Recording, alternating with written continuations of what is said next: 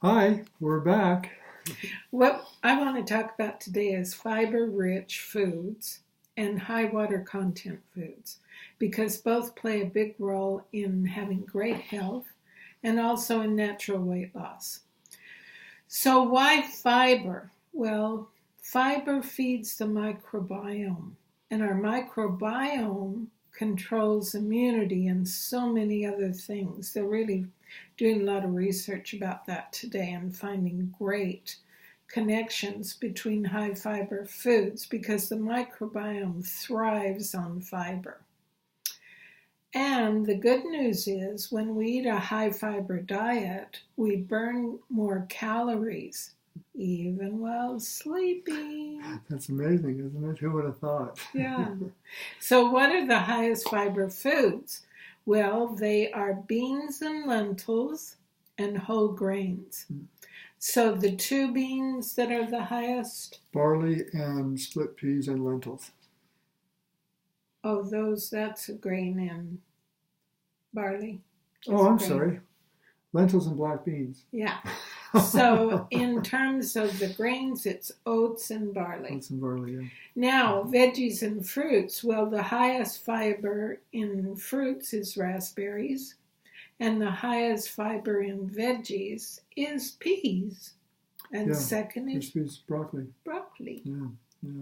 Yeah, so get your fiber intake up. In North America, because people have been trained to eat a lot of animal foods, they get protein, but not nearly enough fiber.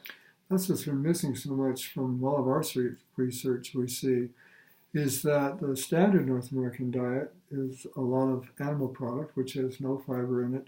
And then the other stuff we're eating is processed. It's all processed grains and things that take the fiber out so it's easier to eat. And we're finding, our research scientists are finding more and more today just how important fiber is to our health.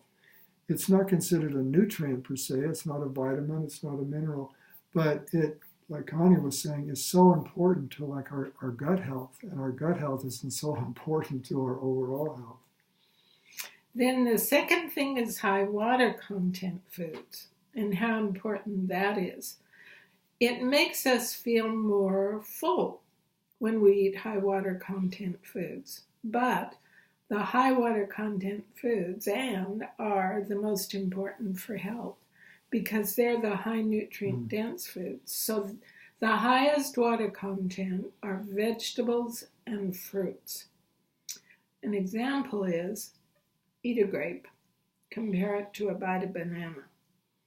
The grape actually has a lot more high water content than the banana, and therefore higher nutrient, but also helps us feel fuller and we lose weight more easily and naturally. Yeah, it's quite interesting that it's the high water content foods that actually seem to have the highest nutrient density.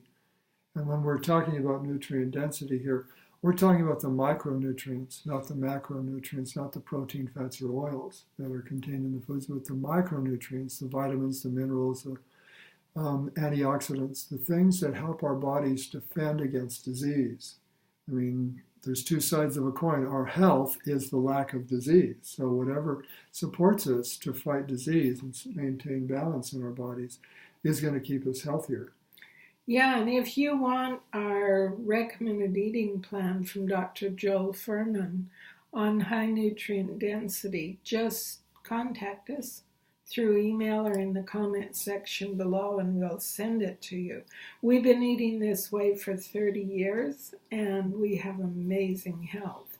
And we've helped hundreds of people make this shift and have seen result after result after result. I was telling my sister yesterday, who's just done amazing, lost over 40 pounds, I think over 45 now, and gotten rid of her rheumatoid arthritis completely. She's off the med now, right? Oh yeah, for a long time. That's so great. Yeah. And what I said to her was, Sheila, you can see why I've been so confident about making these food changes to really restore health. So that's your opportunity. If you want to give us a little email or a comment, we'll send you our food plan. Yeah, great. And one other thing that we thought we'd mention today is how often when we're changing our diet and lifestyle, if we're coming from a more standard North American diet, there can be cravings and urges that come up. And what's interesting, some of the other vlogs that we've done, we've talked to you about the principles that we've been uncovering, discovering in our lives, learning more about how life works and the nature of who we really are.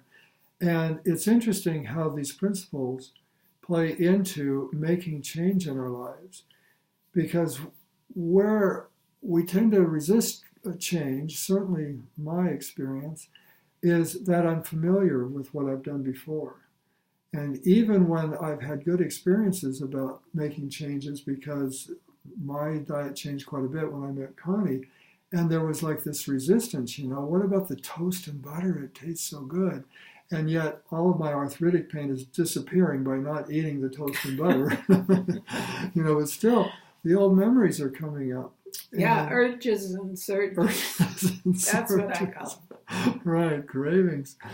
And we found that the principles are wonderful in helping me to understand, helping all of us to understand that these old memories, these urges that come up, are just the nature of the mind to always be steering us to what's kind of familiar, because that's where we find our security. And security is a balance point that our mind is always kind of supporting us to find. But when we understand that often these urges and surges are kind of like a backseat driver, just kind of telling us what to do. If I'm coming up to a stop sign and this backseat driver is yelling, "Run the stop! Run the stop!" It's just like the first thing is I listen. And I think, am I going to run the stop? Well, of course I'm not going to run the stop. And right away my mind settles because I'm in the driver's seat. I've got my hands on the steering wheel. That backseat driver really doesn't have any control over me. But when I was making this lifestyle change and that backseat driver was saying, "Toast and butter, toast and butter," I was like, well, yeah, toast and butter. But interesting how much that was like running a stop sign. Yeah, and if we just, when those urges come up, stop, relax, and thank our mind for giving us the suggestion, and I'm driving the bus. I won't choose that today. And then it becomes less and less and less. Yeah, strong and noisy. Yeah, strong and less strong and less noisy as we don't pay attention to it. So what's interesting that I like about the principles is how it isn't really about applying new strategies and techniques to try and change, great. But rather as I understand the nature of the mind, how life really works, then I am not so tempted to follow through with the urges. I go, oh, that's my mind. That's just a little chatter. We've been talking to you a lot about busy mind and chatter. But that's all that the urges and surges are as well. It's just a busy mind doing what minds do. And minds are always trying to do the best for us, but they don't have the wisdom to really make the best choices. We have access to our wisdom when our minds are settled. And then we can really hear what our bodies are looking for. So actually, every time that I would settle, that urge to have toast and butter would pass, 90 seconds, a few minutes at the most. 90 seconds, yeah. And then it was like, well, what was that about? I'm feeling so much better. All this pain is gone. And, what is the pleasure of this warm toast and melted butter? Really, it is. It's like a pleasure.